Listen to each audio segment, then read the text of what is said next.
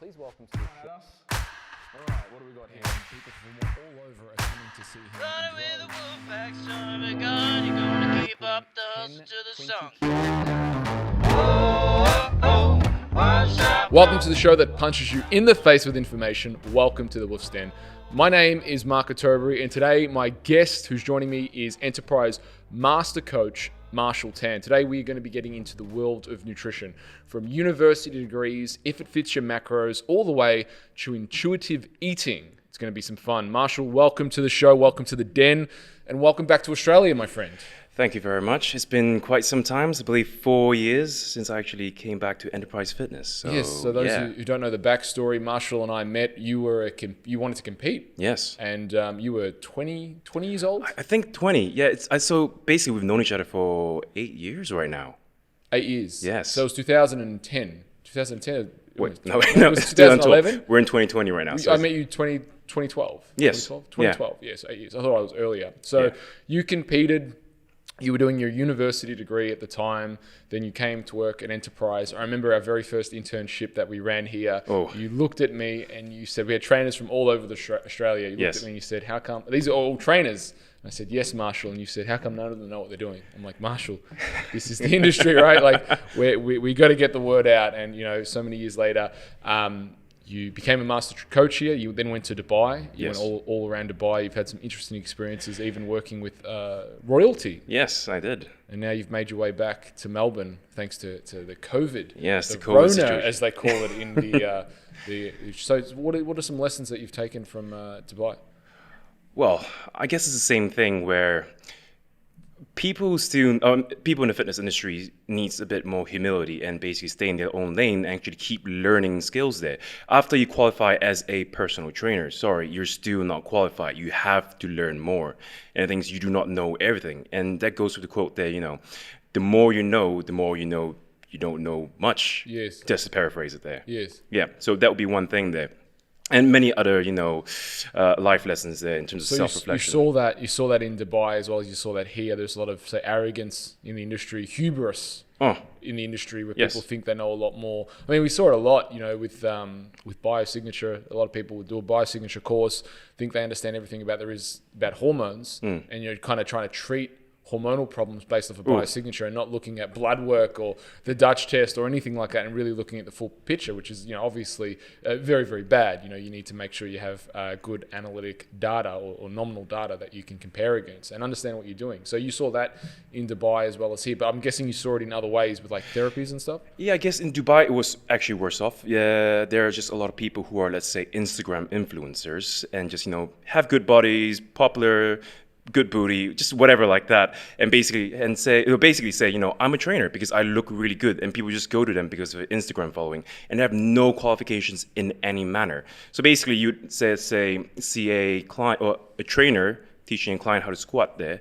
and they're not even squatting properly, not even halfway, like quarter squats. And the thing is, they think that's normal, and they put it on their Instagram saying, "Look at me training my client doing a squat." I'm thinking, it's not a squat, bro. Wow, that the audacity that you're making personal training horrible.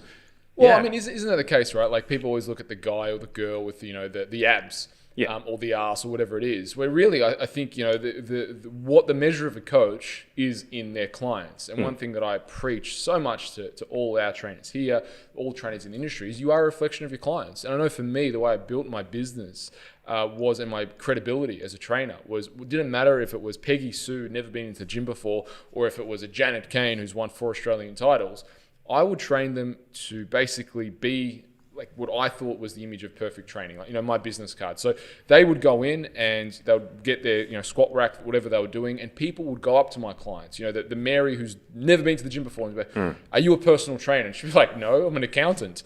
And it would be kind of comical. And they'd be like, wow, you know how to squat, you know how to move. Who trains you? And she'd be like, this guy named Mark. And that's one of the ways I got a lot of clients, was simply that my clients were going into public gyms and other people were seeing, wow, you train differently to everyone else. But more importantly to that, I think it's the depth of results that you're able to achieve. A lot of people are able to look good themselves and can figure out enough of what works for them, but they can't figure out what works for everyone individually. And that's the thing I know in my career, in your career, and what good coaches, the telltale of good coaches is they have so many different clients from all different walks of life, and they're able to speak to that. That's the magic of coaching, not just simply having some ass and tits, because that's very fleeting. Yes, you know? exactly.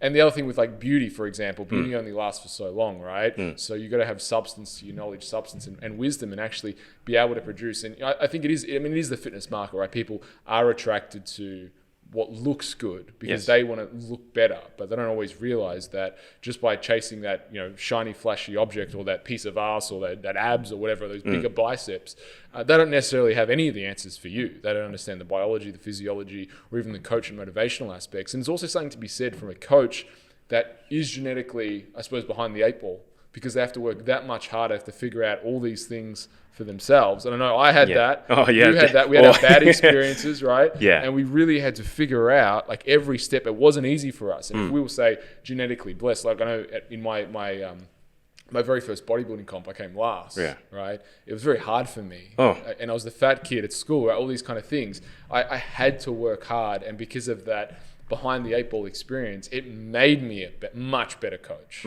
because I had to figure it out. I had to figure it out for myself. And then once figuring out for myself, if I'm my hardest client, then actually everyone else isn't so hard.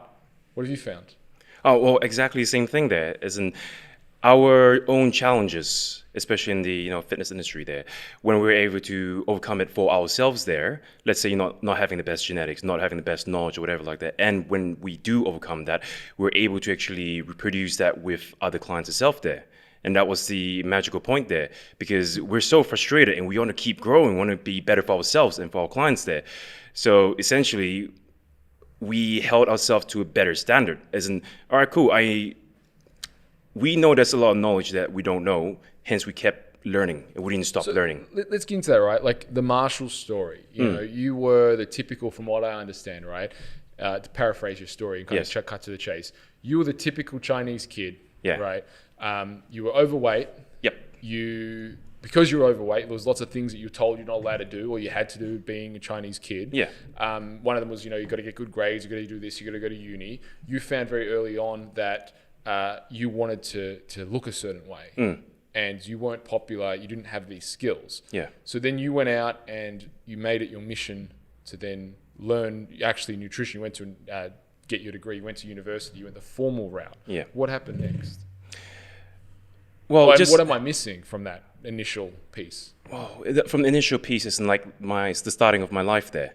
So I guess it was the case of, so when I was in high school, I would finish high school, let's say 3 p.m. typical, right? Classic high school. Then I would actually catch a bus to the city here and do my personal training diploma or certificate with... How old are you?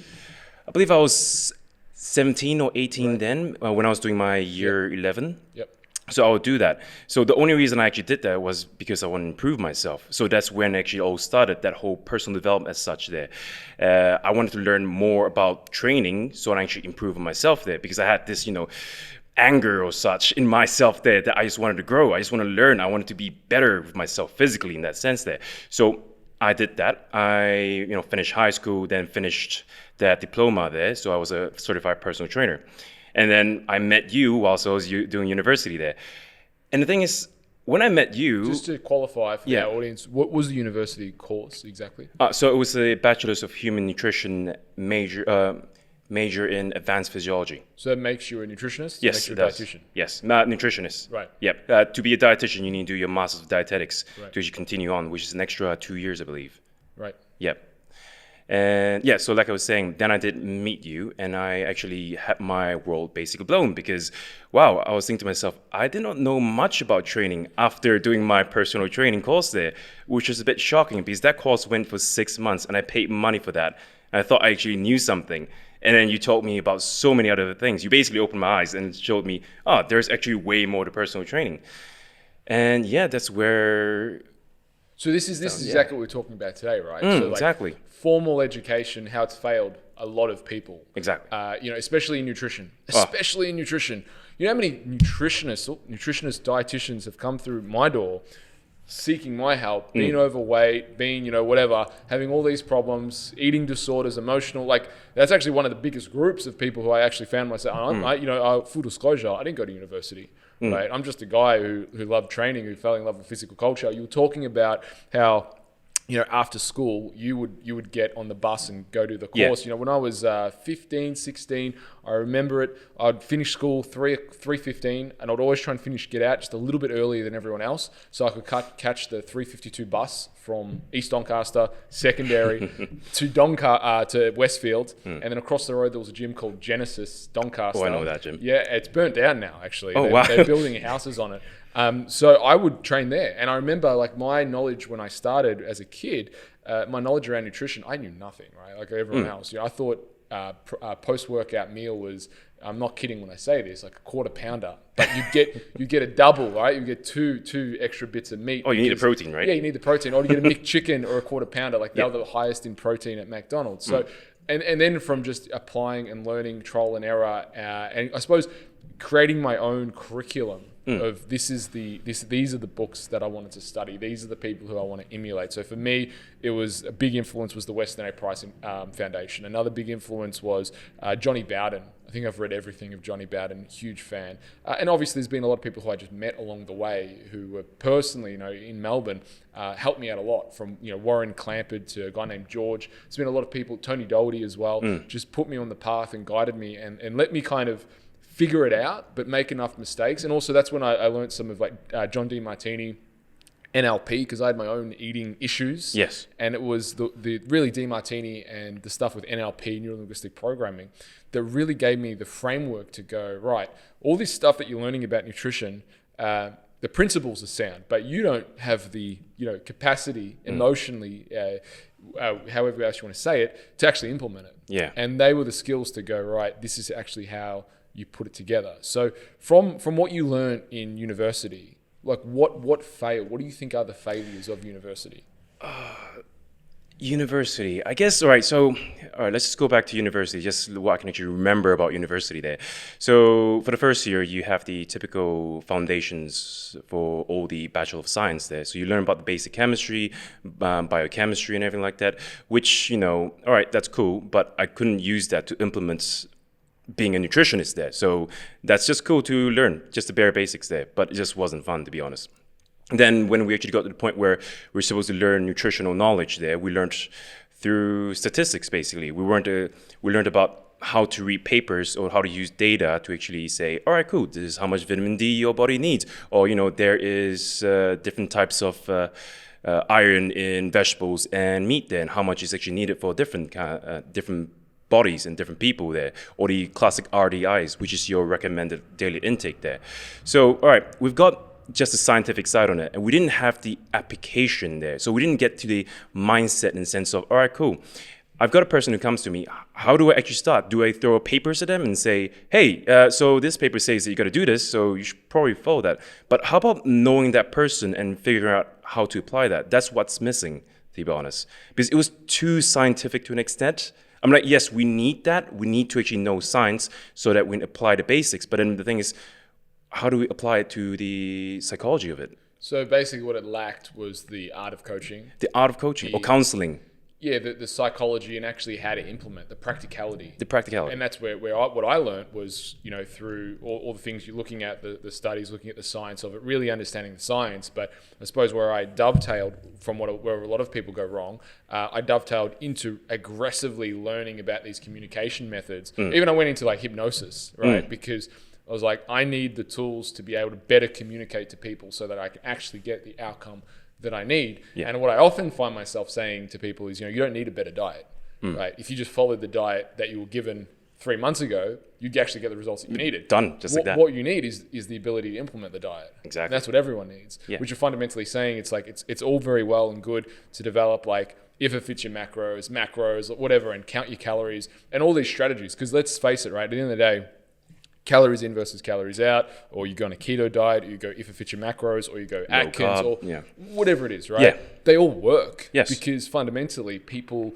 have had success. And I think where people get lost is they argue on why they worked or that basically their dick's bigger, right? This protocol is better than your protocol. Yeah. Or the reason why, right? The reason why keto works is because you lowered your calories. Or the reason why you lost 40 kilos on a vegan diet is because it's inherently lower calorie, right? But I think what people miss is that people are going, all right, this is the set of principles. If I just, these set of principles make sense to my model of the world. If I just follow these set of principles, I'm going to actually get an outcome, regardless of the modality. Let's say whether it's keto. Yes. Like people dismiss keto because it's, you know, it's only fats and you just And lower protein. your calories, Yes, right? Like exactly. it's calories in versus calories out. But I think at this point of the game, if calories in versus calories out, like what you said about the university message, like just understand the science of it and it will happen. Like that's not enough. Yeah. Right. It's not enough in the sense that people can continue to learn. And I've seen, again, with the example of the nutritionist, they go to school, they get the degree, and they still struggle because the emotional set of rules of their model of the world, that science, doesn't match. There's not synchronous of who they are and how they can actually implement the data. Yeah. Thoughts? Yep, I completely agree there. Speaking of, the big dick comparison there, I completely agree there. I feel as if, people are just holding themselves to a belief structure. And if you just talk about it, they're just going to be so aggressive about it. And it's like, hey, don't be aggressive about it. Open up your mind to the possibilities there. Yes, there's calories in, calories out there. There's the, holistic way of eating there, whole foods and such.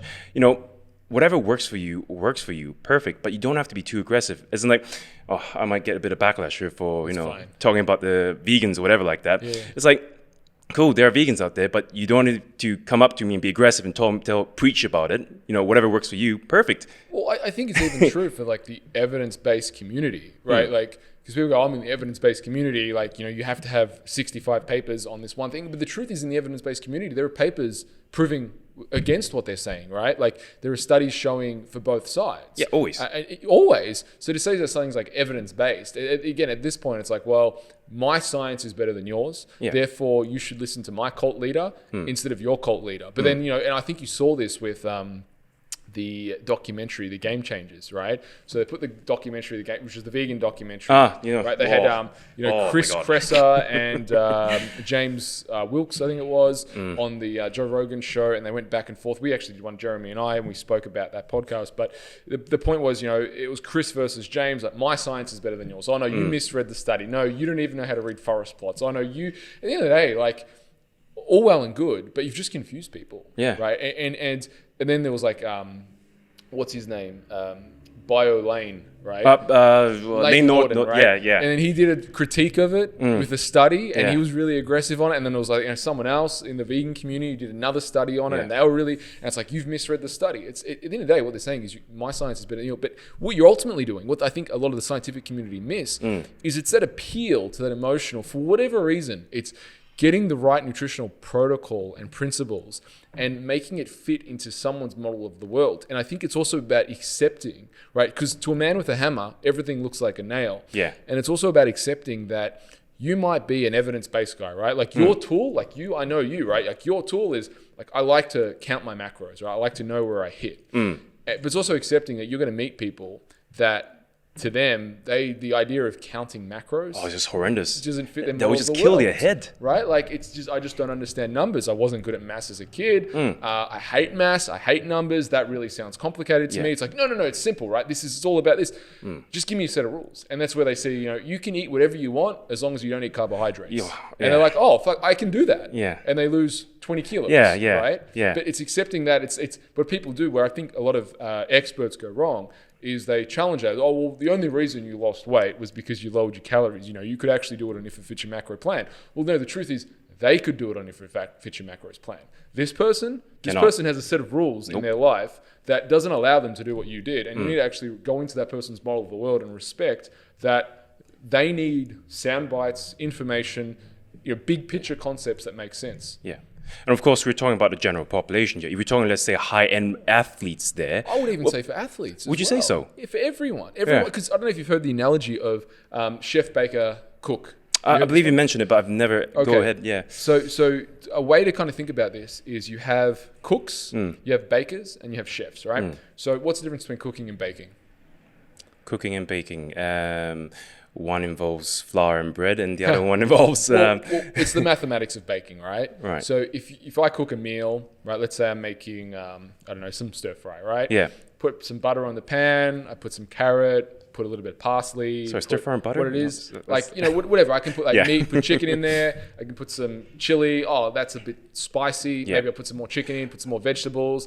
All There's right, no yeah. mathematics, Yes, right? yes. Cooking is very free and easy. Oh, maybe I'll put some coconut in there. Like, Yeah, why you can not? always like savor the dish, Yeah. right? Baking has the exact formula, Precise. exact time. You know, if you put the sugar in before you put the eggs and you put the oven on and you don't do the right steps, I don't know, I don't bake, but if you don't do exactly the right steps at the right time, you know, your bread's not going to rise. Right? Yeah. You're not going to get the result that you want. You're going to have a very, you know, cake that doesn't taste quite right. It's going to be flat.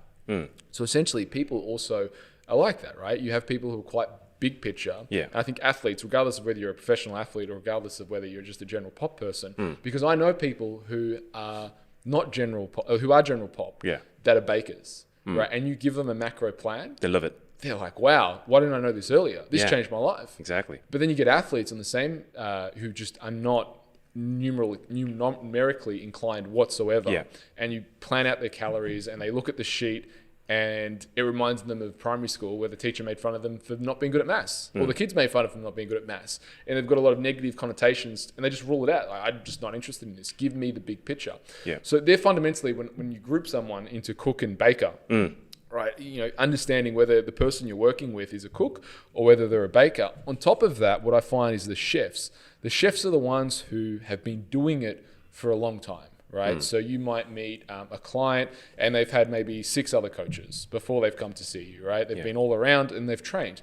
And they're already at a point where they kind of know to a degree what works. And chefs can actually be pretty much pains in the ass to work because chefs, depending on their experience, they can actually be really easy because they know what works and they just do it. And because at the end of the day, like a 5-class, you know, whatever Michelin chef, they can break the rules. Because they know, like, they can see this ingredient and be like, you know, I'm supposed to bake this certain way, but instead of baking this way, instead of adding salt in, I'm going to add, I don't know, some other ingredient, right? Switch it out, get the nitric oxide, whatever it is, make this like cool shit happen. No one's ever seen before. And for whatever reason, they can make it work because they have that level of experience. Whereas 90% of the population, that ain't working. And you see these people like in bodybuilding contests, they're just mutants that, you know, the night before they had, you know, a whole plate of lasagna. And there is no science behind like them eating dairy, that much this or whatever. And then before they go on stage, they drank a bottle of whiskey. And you're like, this just Does not make sense in science Nothing at all. about what this person does has made sense. But they're a mutant and they're able to do it. It works. Because they're at a certain level. Yeah. And this is where the general population come in, where they go, oh, chef, I'm going to do what the chef's doing. Oh, yeah, no. No. You don't get to do what the chef's doing. The Yeah. chef doesn't even know why it actually works. And it just works. It just works. Yeah. Right.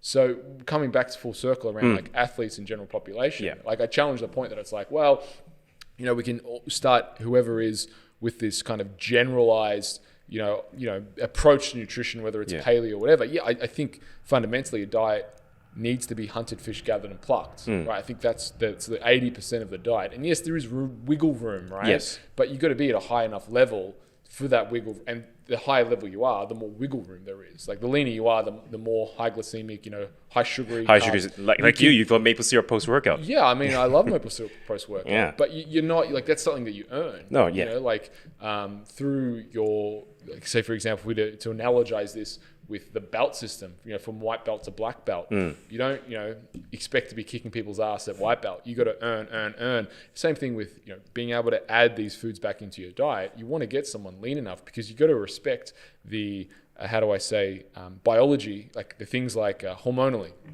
So things like insulin sensitivity. Yes. Right. So insulin sensitivity is a factor, but again, the calories in, I suppose, evidence-based community will say things like, well, it's all just about calories. If you just lower the calories, then the insulin sensitivity will improve. Yeah. But it's, for me, at least, I don't know about you, it's not a question of or. Like, it's not like I have to do this or this. Yeah. I can do this and I can do this. Yeah. I don't have to pick and be divisive in terms of which camp that I sit on. I want to optimize everything, right? Yes, exactly. Optimize everything. As best possible. What have you found? Well, it's one of those things with nutrition-wise where I say optimal is relative. And I always say that. And so when someone asks, oh, what's the best nutrition? I'll say it's completely dependent on the person there. And yes, all right, cool. So we can actually fix insulin sensitivity. You can always fix, let's say, low carbohydrates, high carbohydrates, everything depending on the person. Yes, but it is the psychology of it too. So let's say, all right, we get a client, and let's say somewhat obese there, and it's good for them to go on a low carb diet and, to help them with inflammation and with the insulin sensitivity, as well as, cut back on calories there. But the thing is, if they can't follow it, it's not optimal, is it? So the most optimal thing would be, all right, cool, give them a bit of carbs and they can actually do it and be in a caloric deficit and actually feel better in that sense and take a little steps there. Then eventually, let's say you go no carbs or go lower carbohydrates there, then I say that's the perfect scenario there. So it's a compliancy trail, basically. Yeah, compliancy, because the thing is, nutrition is so simple. It shouldn't be complicated in any way possible. Eat whole foods. How freaking hard is that? I think so. Nutrition is easy. It's just the compliancy. It's there's so much information out there just confusing people. Being evidence-based, being low carbs, being carnivore diet, being keto, being that. It's like Atkins, vegan. Exactly. It's like, which one do I pick? The general pop would say that. And I say, whatever works for you. We got to figure out whatever works for you. The question is, what works for me? How do I know what works for me? I mean, that's where they come to us, right? People start saying, I'll do the blood type diet. And then you have the evidence base saying, well, maybe it's just all about calories. And then you have the keto population, the keto group saying, well, no, don't do that. That's too hard. You don't have to weigh anything. Just eat whatever you want, but just select these foods. So I think the advice, find what works for you. I mean, it's kind of cliche. It's easy. Yeah, I know. It's frustrating because how do they know that? Correct. Well, I guess the biggest advice that I could always give is stick to whole foods first, because that will make life so much easier. No matter if you're going calories in, calories out, but keto, whole foods whatever. are like Weet-Bix. Just about to jump on the table and attack you right now. No, but that is the perception. Is the general consensus. That is a general whole foods include wheat, and commercial milk and who knows what else. All right, so let's take a step back. Meats. All right, let's take a step back there and actually go for. All right, so let's redefine the term whole foods here. Let's go for like we said, hunted fish, and gathered. Plucked. Thank you, Johnny exactly. Bowden. Oh, okay. Yeah. All right. Well, cool. that is the Johnny Bowden famous 4 food groups. That's where I got it from. Yes. I'm just giving credit to the master. Okay. Johnny Bowden, he's the one who I first heard coin that term, which was hunted fish, gathered, and plucked. So people sometimes think that I came up with that. I didn't come up with that. That's Johnny Bowden. Oh yeah, the paleo diet. Yes, exactly. Yeah, well, not even paleo. This was Johnny Bowden wrote that. I think in 2000. Yeah. We're talking 20 years ago. He said, it was even before. I can't remember when he published Living Low Carb. It was a number of years ago now. Yeah. But he would talk about his famous 4 food groups being hunted, fish, gathered, and plucked. That's how I define. Yeah. And the thing is, that actually works so freaking well, because that includes whole foods there. And the thing is, let's say hunted, fish, and gathered. So that's your vegetables, that's your protein there. And that's basically it there. So if you're able to have that, let's say science will tell you most population needs more protein. Most of the population needs more vitamins or micronutrients. That's going to be your vegetables there, as well as your meat there. Most people need fiber. So if you stick to that hunted, fish, and gather, life is just going to be fairly easy. I'm just going to put it out there. So biggest advice, stick to that. So the thing for you though, because you've kind of come full circle, at least I think you've come full circle on this, right? So I think actually you've come full circle twice. And I'll explain what I mean. Okay, yeah. So you started off with your university, you got indoctrinated with calories in versus calories out, yes. right? Then you met me, and I was like, nah, fuck that shit. Calories don't count. I remember you telling me that. Count, you told me that. Right? Which and I was so frustrated. They obviously do count, but I was I wanted to shake you and say, there is a life behind, there's more to food than just counting calories. And then you kind of snapped out of that and you went to, all right, calories, I'm placing too much emphasis on calories. Right. And then I feel like, I don't know, maybe when you were here and when you went to Dubai, you kind of went more into the macro, let's count everything, let's weigh everything to the letter. And then now coming back, you've come to I'm actually a really big advocate of intuitive eating. I am a very big advocate of that. So I suppose the question on all of that is what prompted, I suppose, what for a guy who is very science-based, let's look at the studies, let's look at just calories in, let's do the macros, because you've done it to a very high level, and you understand it better than most experts. To bring you full circle back to intuitive eating, personally, and as well with your clients, what's that process? What prompted you? What triggered it? I think it was just a frustration of needing to count calories. So the thing is, all right, okay, I've done every diet under the sun. I've done Atkins, I've done low carbs, I've done keto, I've done if it fits your macros, I've done carnivore for a month. I've done literally every diet possible. So it was a case of, all right, cool. I did it just to learn about it, as well as to, so I like this idea of, there's something there that I could always learn. So I was trying to learn from that. Mm-hmm. And the thing is, at the end of the day, it was annoying at times where you have to follow these guidelines. So that's why I pursue. What was annoying at times? Just quantify what you're saying. It's like, all right, so low carbs. I have to stick to low carbs all the time. Oh no, there's restrictions of sorts. Okay. You know what I mean? And then you had the same thing when you went in for Fit Your Macros. Yes, it's like, oh, I gotta stick to this. I gotta count vegetables. I do not want to count vegetables. I just want to eat a piece of broccoli if I want to and not count the But protein. you get to in it. eat your ice cream if you want to, if you calculate it. Yeah, but the thing is, it's not really fun doing So it. it comes down to trade-offs. Yes. There's too much trade-offs with a lot of these diets there. This is perfect because this is exactly my point. Yeah. If people argue about, keto diet is unhealthy or clean eating, right? The famous one is clean eating is an eating disorder. Only eating chicken and broccoli and just wanting to eat hunted, fish gathered and plucked, eating like wholesome foods, that's an eating disorder. And you should be able to pig out, once a week and eat whatever you want, regardless of how healthy you are, versus just count your calories and eat whatever you want. I say like both of them inherently, what I think the evidence-based and If It Fits Your Macros community forget is that both of them are based on perspective. Like I can have the perspective that counting my calories is easier. You can have the perspective that it's harder. I can have the perspective that actually if I just choose these foods, I don't have to focus so much on counting. It really comes back down perspective. And that is what you're saying from doing all these diet. It is the perspective. And probably in time, I'm guessing the diet that you're doing now is kind of that center point of eating wholesome natural foods. Yes. But also calculating, but then putting it in a way and format that actually has still a bit of wriggle room. Yes, exactly. I mean, like, so right now, as we speak. Hybrid. Yeah, it's always a hybrid, isn't it? I mean, It's always. Yeah, so I'm going through different phases of my life right now. So let's say if we take 1 year ago, literally a year ago, pre-COVID, I was just intuitive eating and I was fairly lean. I had my 6-pack abs all year round. I wasn't even caring. And there was just intuitive eating because I know how much protein I need, a palm size, easy. I need some vegetables, perfect. I felt like, let's say going out for a burger, I will go out for a burger and I will not complain. And I had the best relationship with food because I struggled back then with relationship with food because of, all the calorie counting, all the science based, I competed back then too. We'll get into that later. But so that's why I push back to intuitive eating. So let's say, all right, the phase right now I'm in, it's like, all right, cool, I want to put on more size. Okay. If I may. I'm just jumping definitely. Yeah, because you just brought up something like key, right? Yeah. So we've got a number of clients. I'm thinking of a couple in my head right now, young girls, right? And they come here and they struggle with food and they have the best intentions, very intelligent girls. And they love their fitness. They they love training. When they come into the gym, it lights them up. They love seeing their coach and they have 1,000 questions on nutrition, right? And they said exactly what you just said, where they at.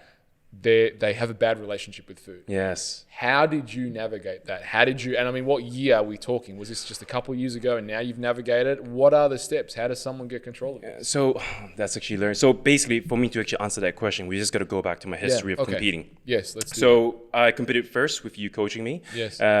Then the next two competitions. So I did an IFBB physique show with the Victorians here. I got 4th place. That was pretty good. Then the next one in Gold Coast, I got 1st place in the novice. Yeah, in a novice physique. Amateur Olympia. Yeah, Amateur Olympia. Yeah, so that was pretty that's good. Pretty big. Yeah, it was pretty Pretty big. But one of the biggest thing that I did that year in terms of prep-wise, which kind of fucked with my head there and gave me a food disorder, was I did a 1-year prep for those 2 shows. I had only 3 cheat meals, and that was in the first month. Wow. Yeah. And none of that, I did not stray one bit and did all the cardio. At the very end of the show, I had only 1,200 calories. I was doing 2 hours of cardio a day and 2 weightlifting sessions. How much did you weigh? I weighed on stage 69.9. And I shredded glutes. By all means, I was freaking So you were lean. like 40% below baseline, 50% below baseline. Oh, yeah, I was, So we were counting calories and everything. High protein, 0 fat, 0 carbs. So it wasn't the best there.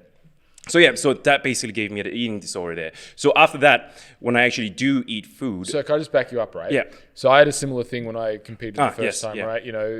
Restricted and all that kind of stuff. So I completely get what you're saying. So you had this super restrictive phase. From the super restrictive phase, you then started to go, right, I have absolutely no idea what I'm supposed to eat. Like, what was the next step? Oh, right. So actually, before jumping into that one, Yeah. For me to actually go for 1 year without a cheat meal, basically, I had to use This is the same way I actually got out of it, by the way. Right. I had to use the be, have, do model by Dr. John D. Martini there.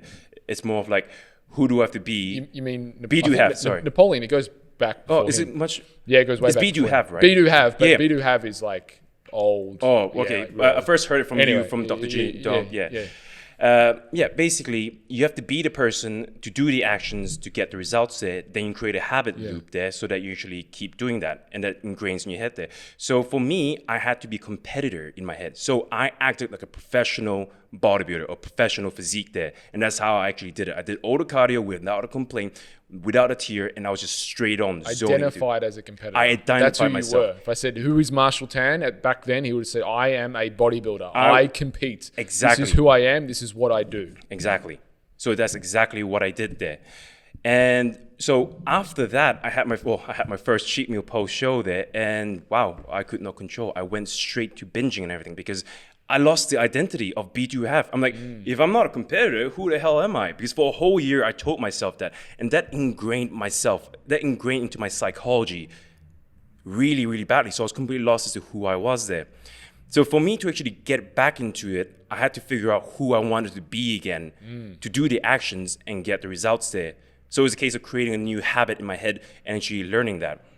It took me a while, but it was a case of self-reflection and just learning as to, all right, cool. I don't know who I am. I lost that because I lost being a competitor. And that whole year just pushed so hard in my head there. So I created a new version of myself there. So the way I looked at foods right now, I'm not too sure who I was trying to be right now, but the way I look at food right now is food is a conduit to human connection. Right. Yeah, so that's very different. Yeah, completely different. So basically... Sorry, continue. Oh, yeah. So basically, in terms of food-wise, everything is whole food. When I do not eat, let's say, food that's outside of my, let's say, Whole Foods, whatever. Let's say I would go out for a cheesecake, whatever. It will always be with a friend. And I will use it as connection here. Because, food is culture. Food has been driven into culture. Well, I mean, yeah, like if you look for the last thousands of years. Oh, my God. The whole thing around like sharing food. Exactly. And this is the thing that like in the evidence-based community, if it fits your macros, a lot, and even like keto and things like they tend to forget is that we are indoctrinated or ingrained almost in our biology. Not indoctrinated, but it's actually the opposite. That there's always been in every culture a passing of, if I come to your house, I bring food, or I bring a bottle of wine, or I bring something that signifies a connection or thank you. And then we are sharing this together. You've prepared a meal, and with that preparation of the meal, whether it's Christmas, Easter, whatever, pick your holiday, that's signifying you are important to me. Please eat the food that I've prepared. This is an act of love. Yes. And now let's sit down and talk about our lives and share more common interests, but over this, which is actually connecting. I love it. It's fantastic. Exactly. Yeah. So that's how I preach my food right now. So whenever, let's say if we're going to go out for a food there, I will enjoy it. I will not care for the world because this is between you and me. It's not me and the food. I have no relationship with food. Because we could do something else and actually enjoy each other's company too. It's how the food brings you together with the people. Exactly. It's using food as a medium to bring connection into someone's life. Exactly. Beautiful. Exactly. And you know what? I wanted to comment on that because I had exactly the same thing. When I competed my first time, 2004, came last out of a lineup of 8 people. I thought in my head, I was going to win and I was something special. And obviously I got that fantasy broken down, right? Yeah. And, very similar. I went, over a year, no cheat meals, very focused. And the diet, wasn't calculated. The coach that I had at the time, he wasn't a very good coach, let's just put it like that. And I went straight into the binging and really didn't have anything. But luckily I met Tony Doherty. He helped me compete 2005. Again, I faced after I competed, I fell into that I am now a competitor because, the thing that you've probably felt is when you get off stage and, I was a junior. I wasn't at the natural Mr. Olympia, or natural, whatever you call it. What was it? IFBB Amateur Olympia, right? Like I wasn't at that level, right? I was just at a state show level. Yeah. But I still had it. I think people have it regardless of what level you're at. People get that identity, and it's that identity that triggers like, I have to eat this way. Because the other thing that gets reinforced as a competitor or as an athlete or whatever it is the minute you get off stage, people then say to you, so when are you competing next? When are you competing next? Ooh. When are you competing next? I've got to add this in. That is what we call priming in psychology. Basically, All right, so we create a new culture of bodybuilding basically when we actually decide to compete. So we surround ourselves by people who compete too. We surround ourselves by social media. We follow people who compete and everything like that. And then we prime ourselves saying that we are bodybuilders. We should be doing this. We should have this eating disorder. We should be eating 5-6 meals a day kind of thing. And next thing you know, you got people who are in the same boat there priming you by saying, when are you competing? Are you sure you should be eating that cheat meal kind of thing? I mean, all right, so don't get me wrong. Bodybuilding is a complete extreme sport. It can help a lot of people, but a lot of times I don't think it's the healthiest thing in terms of psychology-wise. Well, I think it's how far you push anything. Like it's using it as a tool. I mean, using it as a tool. But the thing is, at the end of the day, I don't think it's actually healthy there. These days, I mean, when you look at it, it's a culture. What is culture? Culture is created by human beings. So we made it a normality to actually train 6 times a day, which is fine, perfect. We made it a normality to do that. But the thing is, they're making normality out of disorders too. Well, the thing is, though, when you look at culture, I think you can't really talk about culture without celebritizing the image of what that culture is trying to portray. Yeah. Now, what I mean by that is if we look at celebrities, for example, let's just say in the 80s, the first person that comes to mind is like Tom Hanks. Not Tom Hanks, Tom Cruise, right? He was the poster boy. Was that movie? What's that movie? Tobey Maguire, Risky Business. No. Tom Cruise. Anyway, Show Me the Money. Jerry Maguire. Jerry Maguire. There we go. Tobey Maguire, the guy from Spider. Thank you. So he was a kind of poster boy of this is or even Trump back in the 80s. Like this is what success is, and people would put him on the pedestal of in business, this is what you're trying to achieve. In Silicon Valley, Steve Jobs, late great Steve Jobs, or these kind of people, or Elon Musk, they're put up and they're celebritized, and from that, I think deviates or ascends what people essentially try and work towards, and then encourage each other to then, that's what we're striving for. That's the goal. Yeah. And I think in bodybuilding, right, the goal in bodybuilding is very simple. Get as big as you can and get as lean as you can. Yeah. If you're a guy, if you're a girl, basically have the biggest ass possible and the smallest waist. Exactly. Right? Like it's look the most perky or look the most jacked. That is the goal. Yeah. Now, we are then going to organize our actions as a culture to, if that's the goal, that's what we hold up, and anyone who achieves that, that's what we celebrate.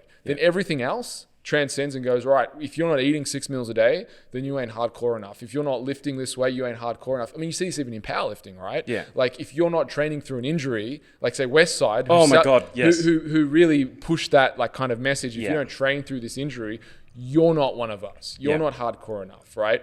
But that's ultimately, I think, these cultures get affected by. I mean, culture is affected by people at the end of the day. Yes. So to say I think bodybuilding per se, like bodybuilding, I think you can partake in bodybuilding without actually having to compete. That's using bodybuilding as a tool. That's an amazing way. That's an amazing way. But I believe when you keep pushing further and further there, it gets to the point where it's like, all right, cool. What is bodybuilding? It's all right, like you said, you got to get, smallest waist, get the biggest muscle, have the most developed body there. But the thing is, isn't it teaching people to actually judge themselves physically constantly, being worried that, the glutes are not big enough, make sure that they're not shredded enough there? Of course it is, because that's the goal. That is, I know, but you can't divorce that. No, I know you can't divorce that. But the thing is, can you divorce the idea that, the question is, can you make it healthy though? Can you make bodybuilding healthy in that sense there? Because is there any role model out there that is preaching, cool, I'll bodybuild, but then I freaking love my body. I freaking love, how we're all developing in a psychological sense too. Well, you know what? I do think there is someone there, and his name's Arnold Schwarzenegger. And I think the reason why I admire him, as the guy in bodybuilding still, is because he did something that most bodybuilders forget. Is he used bodybuilding as the ultimate tool to then become a famous actor that made him millions and millions of dollars. But even before, people don't know about Arnie, is before he even went into the movies, he was a millionaire, a real estate millionaire, right? So then he went into movies because he didn't want to be someone's bitch. Right? So he had all these tools and processes of being, having a great body. He used that to his advantage. He said, I want to be a famous actor. Then from being a famous actor, he's like, well, I'm going to be a politician. Then from being a politician, he's like, I'm going to go around the world and spread my message of health and fitness and create the Arnold Classic and have business partners in every continent. To me, like, people admire and say, Arnie is the greatest bodybuilder and all this kind of stuff. It's like, to me, that aside, right? He's someone who used bodybuilding to actually and to ascend himself. Exactly, yeah. And there are people who do that even in martial arts. Like they are great martial artists or they're great at training, but they use the principles and and I'll tell you, like on myself, I try and be one of these people. I think I'm one of these people, is I've taken all the habits of being disciplined with my training, being disciplined with my food, and then put it all into business and into personal relationships to actually build and ascend my life, because it's the same skill set, right? Yeah. So this is, for me, it's like, yes, I think sometimes with bodybuilding and any pursuit, you need to go so hard that you get burnt. Yeah. Right? So it's like you develop that disorder. And I would say, for me, I wouldn't be the person I am if I didn't develop that disorder and then also come onto the other side of it and go, right, there's a line. That's where it is. Yeah. For you, that's where the line is. Now, you can recognize that line. You can come back and go, right, if I cross this line here, this is where it now starts. And I'll give you a perfect story, right? This is where when I figured it out. This is the line. If you cross this line here, call it imaginary, whatever. If you cross this line here, now it becomes unhealthy. And I think that's the first part of recognizing that. So for me, I remember 2005, I was backstage at a bodybuilding show and I was hearing these two guys talking about bodybuilding. And they're going back and forth. And one of the guys said, I've been competing 10 years. And he was talking about all the shows that he won and how, and the guy's like, you look amazing. And the guy looked, I think he's like 40 odd. He looked amazing, right? You're like, this is how you want to look if you're a bodybuilder. And then he started saying, yeah, I've been having a lot of problems though lately. I've been on antidepressants. Me and my wife are constantly arguing. I don't have a great relationship with the kids. I haven't taken them anywhere. Haven't been on a holiday in 10 years. And basically went on to say, how hard his job is and he just hates life, but he's got this bodybuilding. And I looked at myself in that locker room where everyone was getting pumped up, and I saw my future if I continued to identify myself as a bodybuilder. I could work for the next 10 years and be that guy, be the unhappy guy who had all the physique, but he hasn't applied what he's learned from bodybuilding into every other area. So I made a commitment to myself when I saw that at that time in 2005, and I said, I'm not going to be that guy. Yeah. I'm going to empower every area. I'm going to be successful in business. I'm going to have relationships. I'm going to understand what finances are. I'm going to have social interactions with people. I'm going to go on holidays, and I'm going to use this as part of my life to enhance it. Yeah, I completely agree. Like that's freaking amazing there. But I guess the question is, isn't like, all right, I truly believe you. Why can you not be a bodybuilder and go out with have a good family? Why can you not be a bodybuilder and have a successful gym or successful law career or whatever like that? I think it's people who just limit themselves and say that if they're a bodybuilder, they have to be a bodybuilder. They have to do only that. So I guess the question is, how do we make sure that people don't actually fall for the trap and get to that extreme there? Because the thing is, my worry in terms of competing is people get too much of an extreme there and associate themselves with one identity. I think you can be every single possible person and still get that results and do pretty good. I believe that. Well, reiterate what you're saying though. Can you reiterate? Oh, yes. It's like, all right. So I feel like in terms of competing, a lot of people get in the trap of, them needing to be the bodybuilder to compete. Why can it not be someone who just enjoys bodybuilding, compete, and still be a good father? Well, I think the answer is because when you make this your priority, I think it's this, right? It comes down to this. It's the myth in life that you can do everything. Those posters of those women's support group, and they talk about, the woman that can have it all. And I think women are victimized in this way that much more than men, in the sense that you can be a have-it-all woman. You can have the career, you can have the 2 kids, you can have the husband, you can go on the holidays, you can have all these things, you can have the great body.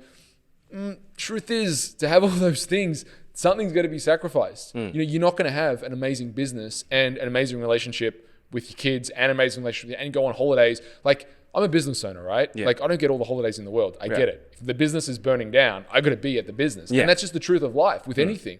So where I'm going with this is that in anything, if you decide I want to compete, right? And you put 100% focus and effort in that, it's going to impact some other area of life. Yeah. It's going to.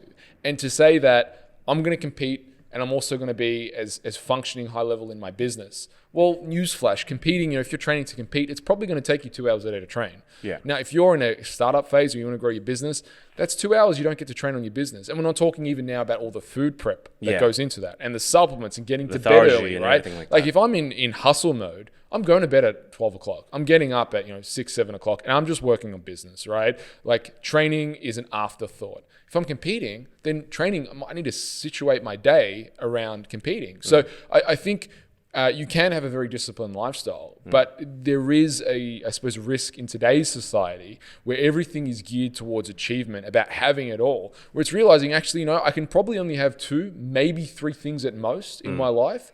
And I really actually need to decide what are the 3 most important and then be okay with that, deciding that and going, right, for the next 12, 20 weeks, I've decided that this thing called competing is the most important thing. I'm going to go into that hole of being obsessive, but then also understand and having people there to pull you out of the hole when it does become obsessive. Yeah. And that's where people go wrong, I think personally. Yeah. Because if you're going to pursue, and I think like your question is, why can't you have both? Yeah. Well, I think the reason why you can't have both is as well as how do you not fall into a trap you have to and pick. get stuck in the hole so you can't get out. Correct, because then your identity gets entrenched. Oh, yeah. Right? And that's where, before going into it, my wife, Christine, she had a very good approach when she competed, right? She basically said, I want to compete and I just want to see how I'll go. And she made a decision when she competed. Like, she's loved training. She's been training her whole life, right? Yes. But she made a decision from the moment before she stepped on stage. She made a decision that she's only going to compete once. And if she wins, she wins. If she comes last, that's it. Cool. Like, I'm doing it once. Yeah. She did. She won, right? And then immediately after, she looked great on stage. She kept going. She would have won Miss Australia easy. She would have gone very, very far. Yeah. But she decided, no, I'm doing this once. And when people came to her after, when's your next show? She's like, I'm not competing again. People were like, what? Yeah. What do you mean? Yeah. She's like, I just wanted to see what it was about. Yeah. Good on And her. She had the potential, but that's someone, she took it away. And like, we've got 2 kids now. She said, I'm going to compete. Like, she'll tell you straight out. She's like, you're dreaming. Like, because she's got a naturopathic business. We've got 2 kids. She's got me as a husband who's a full-time job in himself. And all these other things that we want to do together. So then if we're going to add competing back into that, that's another thing that you have to, basically manage. So I think it's about picking which spots that you want. Yeah. I hope you are enjoying this episode of The Wolf's Den with my friend and Enterprise Master Coach, Marshall Tan. I want to take this moment to tell you about Enterprise Fitness. At Enterprise, we are a 1-to-1 personal training studio specializing in results. We work with people from all walks of life. Now, in this crazy, crazy new world that we're all facing, you want to make sure that there aren't too many people in the gym. And that's something that Enterprise Fitness, we can guarantee. Because, as I said, we do not open as a gym. We only do 1-to-1 personal training, and we know each and every single person who comes through our doors. We don't think about the hour, we think about the outcome, creating programs and plans for people to hit their goals and results. So whether it's training, nutrition, rehabilitation, or just getting in the very best shape of your life, make sure you give us a call. It's 1-300-88-7143 or email info@enterprisefitness.com.au.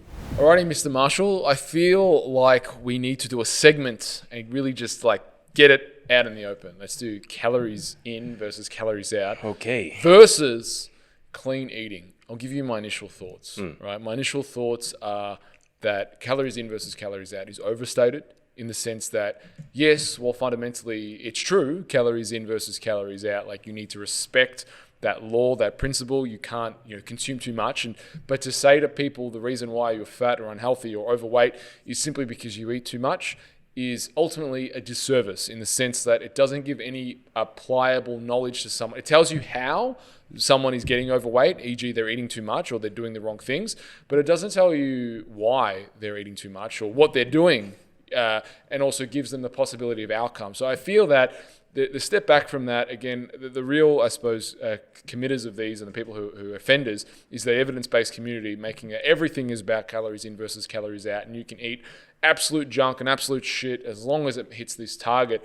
I think ultimately, holistically, it's kind of like businesses getting free money, right? Like, they raise all this money and they have equity. Like, that can lead to problems in business because people have mismanagement and they spend exorbitant amounts of money and they don't have a business that ever becomes profitable, and ultimately they become out of business, right? So I think in a lot of ways we need to peel it back. Clean eating, on the other hand, is just restricting yourself to only eating those foods. I think where people go wrong with that is, as what you were saying before about the connection, is they don't allow themselves to go to someone's house or go to their friend's house and use food as a celebration means, or to be able to actually connect with people. You know, they miss out on their friend's birthday and all these things, and just using food as a medium to connect one another.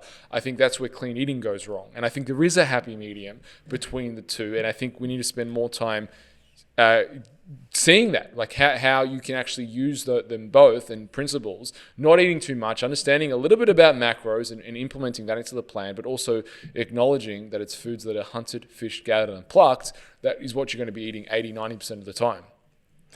So yes, I completely agree with your stance there, actually. In terms of calorie in versus calories out there, there's so much extremes there. People just eat junk for the sake of, calories in because calories out, because they can get away with it. But things they don't look at the internal sides to how their gut is going, or how their energy is going, or so many other factors like blood work there. So there is that overstatement about calories in and calories out there. And they just go too extreme there. I mean, hence, if it fits your macros, I'm going to fit in some ice cream because it's okay. But then you feel like crap and you feel really, really hungry there. So yeah, you've lived like that. You've done it. Yes, like I said, I've done every diet, and I was really hungry when I did If It Fits Your Macros. Not a big fan of counting calories from vegetables, just to put it out there. Yep. In terms of the clean eating there, all right. So like we said, there's also an extreme there. They don't use food as a medium. Of course, eating wholesome food, eating clean food is good for you. But then where is that psychology of enjoying food with friends and family there? So that medium is completely taken away there. So. With that being said, happy medium is always the case there. You can never go to the extremes. Just because If It Fits Your Macros works for someone else doesn't mean it will work for another person. Just because clean eating works for someone else doesn't work for another person. You have to combine both of them to an extent there. Yeah, I suppose in summary, for me, what I've seen is the clean eaters and the If It Fits Your Macros people is they've all changed camps, at least one. Like, if you do it for long enough, you're going to get sick of it and you're going to hate it. Fundamentally, right? Like people who go, I'm just going to eat consistently clean, they end up doing it and they end up hating it. And the ones who do If It Fits Your Macros, they have the exact experience what you're saying, is they get hungry and they're like, oh God, it's 7 p.m. and I'm so hungry, and they fall off the wagon too. So it's about acknowledging that you need to use both of the tools in your toolkit to get you where you want to go, not just choosing a camp and being dogmatic about it. Exactly. Both camps work, combine both of them, and you have the best of both worlds there. You can enjoy food, you can actually have food with your family, you can be healthy, and it all works together. So why the hell not? Alrighty, Mark. So right now I actually want to talk about the culture creation. So we know culture is basically created by human beings over thousands of years, and we're still constantly creating culture. And so basically in society right now, or in the fitness industry, they are creating a culture of needing to look a certain way and needing to eat a certain way and needing to count calories there. And I find that in enterprise fitness, we are creating a culture of healthy eating and looking at food in a very, very good manner there. Having a good relationship with food would be one thing. Hence, we're transforming lives here, not just giving them results there. So, what is your own perspective in that sense about how we're doing here? Well, I think it started with me, the founder of Enterprise, and my take on that was I am a healthy person who eats healthy foods that build and nourish my body. Now, as we were talking before about culture to celebritized, that's who I've lived as. That's who I want to be. When I look at my health and fitness as I relate to health and fitness, that's my fundamental core belief. I'm a healthy person who eats healthy foods that builds and nourishes my body. From that identity, so that was my big aha moment when I became the bodybuilder and I had to live like a bodybuilder. I put my hand on the Bible, which is supplement bodybuilding magazines, and I'd have my protein shake 3 times a day and my nighttime protein shake and all that kind of rubbish. That's what I was believing, and I wanted to change it with something else, because I know that with identity, you don't just simply get rid of someone's identity. You have to replace the identity and make it something else, something bigger, more exciting, but something that also is sustaining. right? So it can't just be, I'm going to be a champion, because you can be a champion, but if you win the title, then you get that what's next. So I realized that my identity needed to be self-perpetuating. I am a healthy person who eats healthy foods that build and nourish my body. There is no end date to that. That's not that is my goal, right? But that goal is something that I live every single day. So from that, yeah, I agree. That is what we try or succeed at, I should say. That is definitely what succeed. We do at Enterprise. It's that core belief, because when you have that core belief, I'm a healthy person, eats healthy foods that build and nourish my body, you look at food, it's like, all right, well, I'm going to go out with my friends, and the burger has the healthiest version of me. I really want that burger. I want to connect with my friends. Well, I'm a healthy person. I can enjoy that burger. Because you know what? Maybe I'm going to have a little bit extra calories, but it still builds and it still nourishes my body. I'm not going to overdo it. Okay, but if I had maybe 2 burgers, yeah, that's not what the healthiest version of me to do. And so you can make those decisions, right? You can make those decisions, and they can be respected in that. But at the same time, it's like, what are you doing 80, 90%? You're not overweight. You're not unhealthy because you had a burger with your friends, right? It's like one of the rules that I came up with a long time ago, which eat bad food in good company, they'll get fat too, right? So it's I think to your point, that's how I try and live.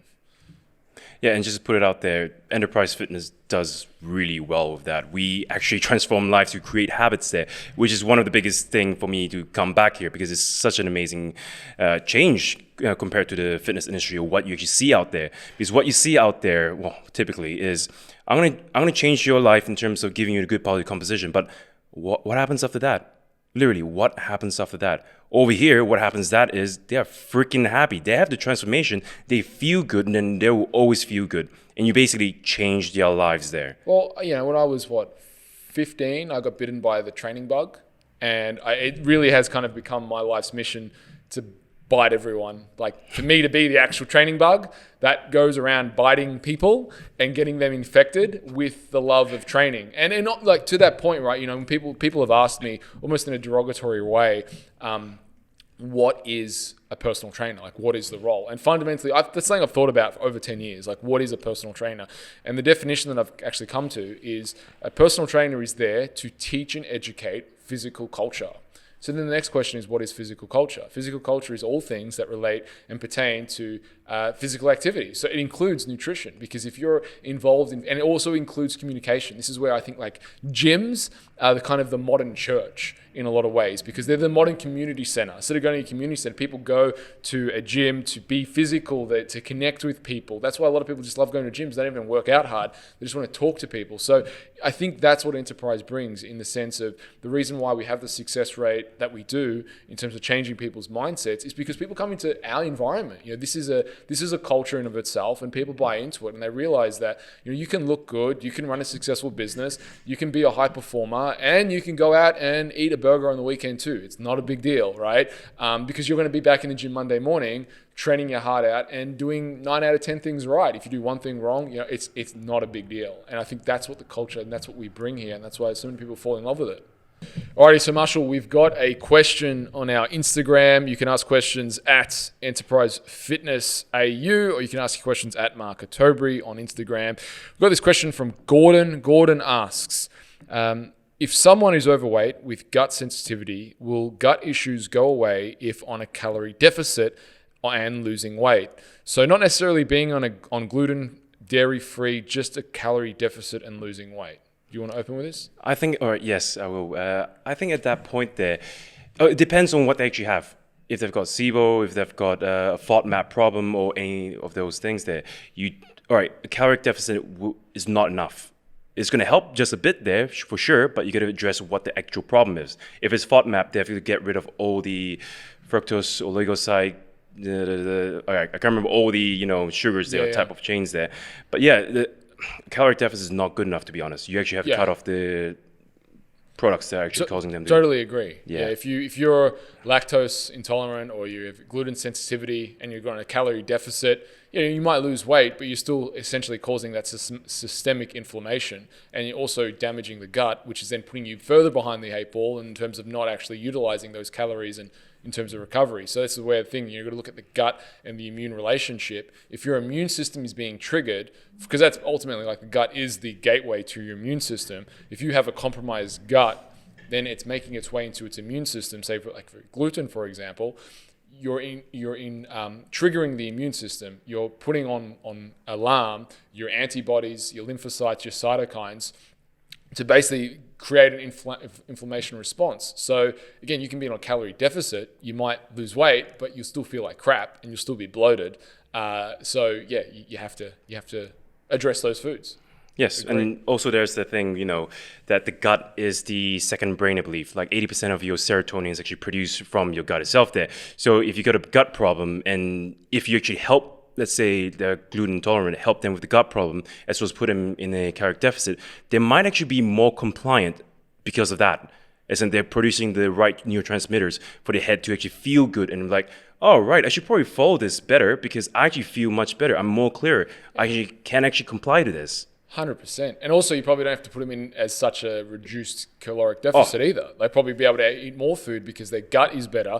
They're able to digest better. They feel better. They're more active. Because, when you've got a gut issue, do you feel like going for a run or hitting the weights? No, you don't. You feel like doing, you're conscious. You're self-conscious. You're more self-conscious than what you would normally be. So, yeah, I suppose summary on that. Have you got anything further to add? Nope. Well, 100%. Short answer is calorie deficit's not enough. You need to address the underlying issues. So the next question, Marshall, and you can start with this one. What are your thoughts on intermittent fasting, 8-hour rule whilst training? Ooh, so okay, I've done intermittent fasting before. I've done a few variety. I've done the 16/8. I've done the 24-hour one before there. And I say that it's not for everyone, to be honest. A lot of times, intermittent fasting work because of, you're clearing your gut, you actually feel much better, as well as you're producing a bit more IGF or whatsoever there in terms of growth hormone wise. But I think a lot of times it actually don't work because you overeat when it's actually time to eat there. So I guess the question would be, why are you doing intermittent fasting? What is your actual reason there? Can you go for a different approach, which is much better than that?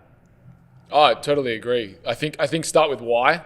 Someone wrote that book. I think it's called Start With Why. But yeah, start with why. Like, why intermittent fast? I think 9 times out of 10, the answer is going to be because it's either convenient to my lifestyle or because I heard it's a good way to lose body fat. To which I challenge, both of those notions in the sense that if it's convenient to your lifestyle, you just don't like eating. There are food prep companies that you can get, and you can plan out your food of when you're going to eat. Let's not call it intermittent fasting. Let's just call it lifestyle design, because I don't think intermittent fasting is the right terminology for that. And with that said, I think there are some studies that you've probably seen them more than I have, and that's with females specifically. Intermittent fasting do poorly over males, and particularly older males.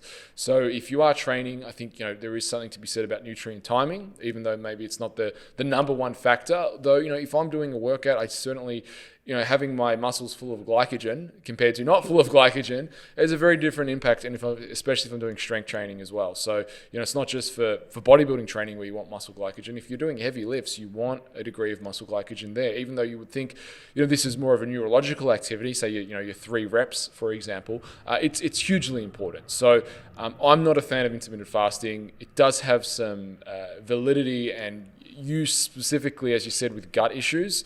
But it's also no good if you're going to eat inflammatory foods after the fast. Exactly. You're going to be back to square one and with nothing to show for it. It's not a free lunch. It's kind of like the keto promise or the Forfecci macro promise. And I think that's what a lot of these diets do, is they promise you can have all the food you want or you can do everything you want with no drawback. Now, I think being an adult and being an adult about these things is realizing doesn't matter what your approach is. If you count calories, if it fits your macros, clean eating, keto diet, there is a drawback. There is a drawback. So you might think I can eat for not 8 hours. No, there's still going to be a drawback to that. And you just got to accept the game that you're playing. Alrighty. So next question is from Sonia. Can you recommend a good supplement for fat burning for someone who trains consistently? No, that's it. I think we're done. So cheers. All right. Thanks for that. The amount of people over the years who I've gotten off specific fat burner products that have lost weight like within a week, 2 weeks later. So I suppose let's talk about some of the mechanics of that. I remember I had one girl came to see me and she was on like 3 different fat burners and she was wondering why she couldn't sleep at night. And I was like, are you for real? I think she's on like 600 to 800 milligrams of caffeine a day. That's the thing. It's just because of the caffeine. That's the thing people do not understand. It is because of the caffeine there. Yeah, but they're also saying smart. They put like a little bit of niacin in most of the fat burners, so you get a little bit of a flush from the B3 flushing. So that's why you feel like caffeine and a bit of a flush. You feel like it's working. Like I feel more vascular. It's just the niacin, right? You could buy that for like $10. It's not going to help you burn fat. So let's talk about that because a lot of people don't understand what it is. So, I mean, you've got your parasympathetic and sympathetic nervous system, right? So your parasympathetic is your rest and digest. Your sympathetic is your fight or flight, right? So when you're training, you want sympathetic to be active, right? So when you're training, having a cup of coffee before you're training, very, very beneficial into pushing you into that sympathetic drive where you can do your best, right? And also, hopefully, will trigger some cortisol. Cortisol will help mobilize blood glucose. Blood glucose is then going to be utilized during your training when you're physically active. Now, if you take that substrate, let's say in this case, caffeine, which is guarana in fat-burning tablets or whatever it is, in most fat-burning tablets, there is some form of stimulant that goes into that fat-burning tablet, right? If you have that, let's say, at intermittent times of the day, on top of if you're having coffee, let's say it calls for your fat burner to have it at 6 o'clock. Well, that's going to, at PM, that is. You're going to want to start rest and digest. You're going to want to be going parasympathetic, right? And now you're boosting that up and having, you're boosting you over to sympathetic when you want to be rest and digest. And that's going to make you harder to sleep, right? Because caffeine also has a half-life and binds with adenosine in your brain. So if you're having, let's say, 100 milligrams at, say, 6 p.m., there's what, a 6-hour half-life of caffeine? I think it goes up to 8 hours. 8 hours. Yeah. So that means that 8 hours in, let's say in the middle of night where you want melatonin to be high. Yeah, it's 50 milligrams. You've still got 50 milligrams, left over. You've had 100 milligrams at 6 p.m. So any way you cut it, this isn't good for sleep. And sleep, if you want one supplement for fat loss, it's sleep. You got it for free.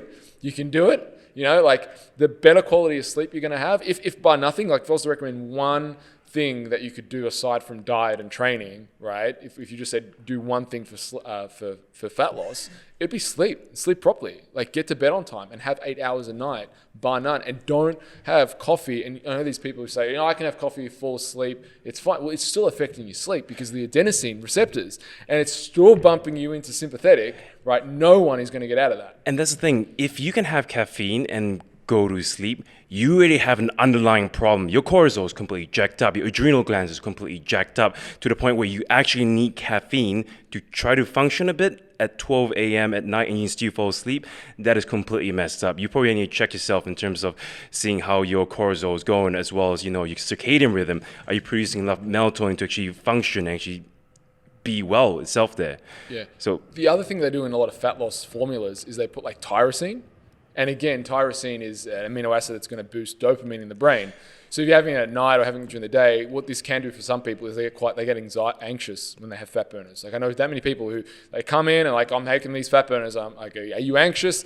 Yeah, how'd you know? I'm like, well, this has got tyrosine and this in it and this in it and B vitamins, just ramping those pathways of dopamine. And this is where people think dopamine, I need dopamine. Most people already don't have a problem with dopamine, right? Some people do, some lazy people do. They need more dopamine. But if you're an A performer, if you're an A plus player, if you're already got a business and you're hustling hard, whatever, you probably don't have a problem with dopamine. You probably actually need to settle that and get into what's an optimal range, because there's always a bell curve, right? So if you push that, you push it to the point of anxiousness. And that's not a place that you want to be in terms of performance, because anxiousness is going to actually impede your performance, not actually increase it. With that said, there are some things, fat-burning wise, like berberine. yes, yohimbine. Yes. Yes, there's research for that too, specifically for stubborn body fat. But then the thing is, all right, so at the end of the day, fat-burning supplements, there are some, but you gotta sort your diet out first. Sort your diet out and let your sleep go really well, and you most probably just lose fat by itself there. So there's no point of investing extra cash or extra, money itself there just to amp yourself up, really. Yeah, well, I suppose an eloquent way to do fat loss supplements is to optimize biochemistry. So it's really then about looking at what is your insulin status, or how insulin sensitive are you? Can we influence that? But it's also how much carbs are you having? Because there's no point really influencing someone's insulin sensitivity if they're not eating any carbs. Because if I'm going to have say berberine, for example, or one of the glucose disposal alpha-lipoic formulas, acid. right? Yeah, exactly, right? All these things. I'm not going to just have it and just not eat carbs. Oh, you're going to pass out. Yeah, I'm going to have it. I'm going to eat a whole bunch of carbs so that way I can get those carbs into the muscle, right? So it's going to increase my insulin sensitivity to then utilize those carbohydrates so my body can uptake them and work better, essentially. So I'm getting more bang for buck. So the other thing is, like, if you look at cortisol, people are stressed all the time. If you're struggling with body fat because you're stressed, well, then the supplement regime is going to be different. It's going to be things like vitamin C or adrenal herbs. You might even go adaptogens, yeah, for sure. Exactly. Yep. So that's going to help you with stress, but by side effect, you're going to get a fat loss result. So I suppose in summary on this one, there's almost never a case, I don't think there's ever a case where I ever give someone a fat loss supplement. Yeah. I'm giving them things to support function hormonally, whether it be Fix foundations. Yeah, correct. Support the foundation with the supplements. There's no fat loss supplement. Yeah. Nice jacket, Mr. Marshall. Thank you very much. Almost as nice as the conversation we've had this last couple of hours or whatever it was. Had a great conversation. Thank you for your time. Where can the folks at home find you? Well, my Instagram handle is that.mr.tan. Yeah. Now, the feedback that consistently gets given to you about your Instagram is that you have a voice like chocolate and you wake up and you just relax people with your story. So if you are an Instagrammer, make sure you check out Mr. Tan, Mr.Tan. No, it's oh, let me say it again. It's that.mr.tan. So I just pretended to get it wrong so I could hear you talking. Oh, okay, cool. That's all it was. Yeah. So I suppose in summary, folks, Marshall and I, over this episode, we've gotten into a few different topics. We both have had a lot of unique and personal experiences in this field. And I suppose, at the end of the day, this is a little bit of a landmines, nutrition. And you do sometimes need a Sherpa, if you will, a little guide to guide you through the jungle that can be confusion and can be the landmines. And if you're in a bad place with your nutrition, or you're not maybe in a bad place, you want to optimize, or you just woke up after this crazy world, this crazy lockdown, and thought, I need to get myself healthy. Like, if not now, when? If not me, who? I need to get myself healthy. I need to do something. I need this. I want to look in the mirror, feel that confidence inside and out. I want to glow and I want to share special something with the world. Get in contact with us. We can definitely help you. This is what we do for a living. This is what I feel I've been put on the planet to do. I know it's what you feel you've been put on the planet to do. You get in contact with me at Mark Otobri. Of course, you can get contact at Enterprise. Enterprise Instagram is at Enterprise Fitness AU. Shoot us an email at info@enterprisefitness.com.au. Subscribe to us if you're watching this on YouTube. Just hit that button below. Really appreciate this. If you're on our iTunes, please leave us a review. Get the word out. Share this episode with your friends. If you want more from us, as I said, folks, we are at Enterprise Fitness in Richmond, Melbourne, Victoria. Folks, it's been my pleasure. Until next time, train hard, eat well, and supplement smart.